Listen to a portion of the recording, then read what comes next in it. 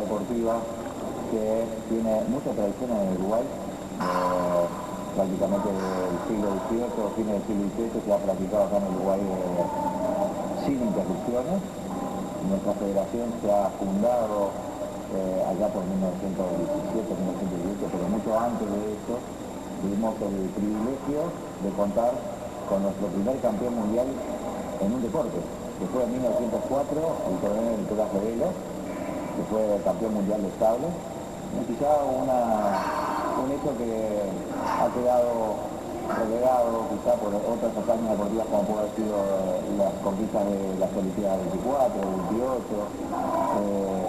con los mundiales de fútbol o otros eventos deportivos, pero bueno, la esgrima tiene el privilegio de contar con su primer campeón mundial dentro de todos los deportes que tuvo Uruguay a nivel deportivo, ¿verdad?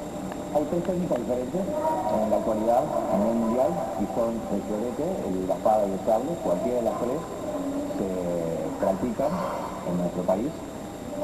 Cada una tiene una característica definida, una característica específica. Tienen reglas comunes para las tres armas, pero cada una tiene una técnica distinta para lo que es el desarrollo del encuentro o el combate. Por ejemplo, para ser un poco breve y no extenderme demasiado en la explicación, el florete es un arma de punta, es un arma que vale solamente en el tronco, tocar en el tronco, todo lo que comprende el pecho, la espalda, los flancos, y vale solamente de tocar de punta, como decíamos al comienzo.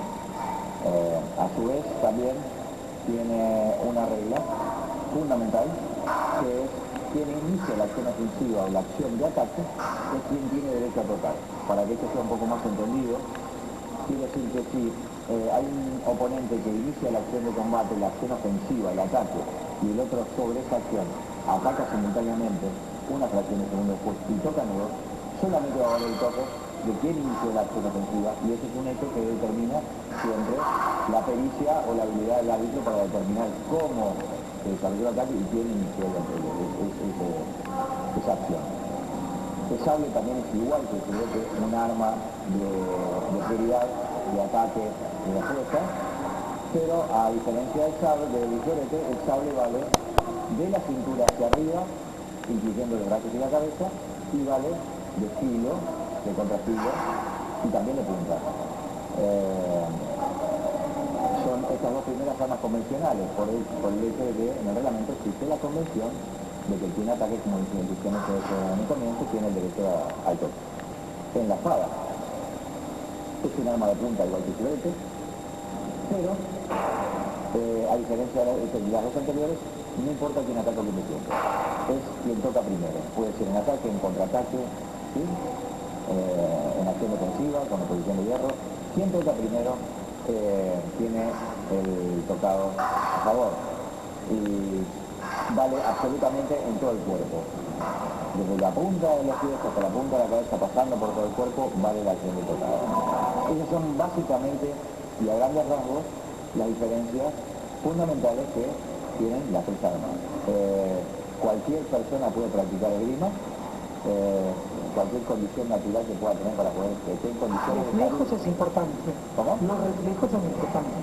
Sí, pero esto se va desarrollando con la práctica misma de la esgrima. En realidad lo que hace la esgrima es ayudar a desarrollar esas habilidades, las habilidades de reflejo, la coordinación, la coordinación fina, la coordinación compleja, la velocidad de reacción, por supuesto, es esencial, la fuerza, la potencia, pero todo eso se va desarrollando a medida que lo va comenzando a practicar y se va adentrando dentro de la técnica.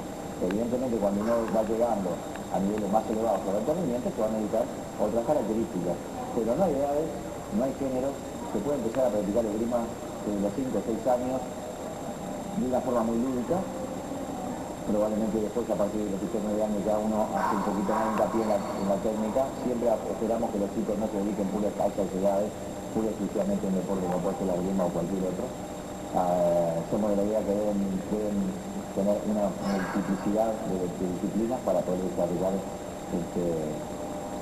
su cuerpo y su mente, y quizá después a partir de recién, al mismo tiempo, a partir de 12 o 13 años, que ya empiezan a ser un poquito más específicos, ¿verdad? Pero bueno, no hay edades ni para comenzar ni para terminar, uno puede estar toda la vida practicando esgrima, tenemos ejemplos de grandes esgrimistas muy longevos en Uruguay, tenemos experiencias de campeones mundiales, no uruguayos, pero sí campeones mundiales y olímpicos con 45 años y más, que quizás en otros deportes no es ni pensado que se llegue a esa edad en un deporte tan dinámico como es la esgrima y tan complejo, ¿verdad? Jessica es una persona muy particular, es una persona muy especial. Es una chica que tiene una disciplina muy grande y una contracción fundamental con lo que tiene que ver con la práctica del entrenamiento. Un requisito prácticamente que es necesario hoy en día si uno quiere dedicar su tiempo al deporte de alto rendimiento. Es una chica con unas características muy particulares en lo que tiene que ver en el espíritu, lo que envuelve lo que es el espíritu deportivo. La pasión que ha tomado por este deporte es realmente sorprendente. Nosotros estamos trabajando con Jessica desde hace ya 4 años. De alguna manera también responde a un proyecto que traemos con otros colegas que estamos tratando de desarrollar en Uruguay, el deporte de la esgrima, que gracias a Dios ha mantenido un crecimiento sostenido y continuo en los últimos 3 o 4 años. Jessica es parte de ese proceso, surge de ese proyecto, ¿sí? Que va a seguir adelante y quizá en otra oportunidad podremos hablar de ella.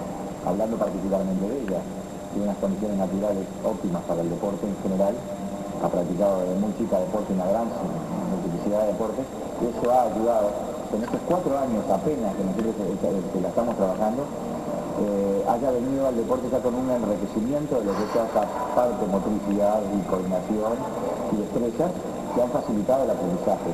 No es común que en tan poco tiempo un atleta logre resultados como el que ha logrado Jessica.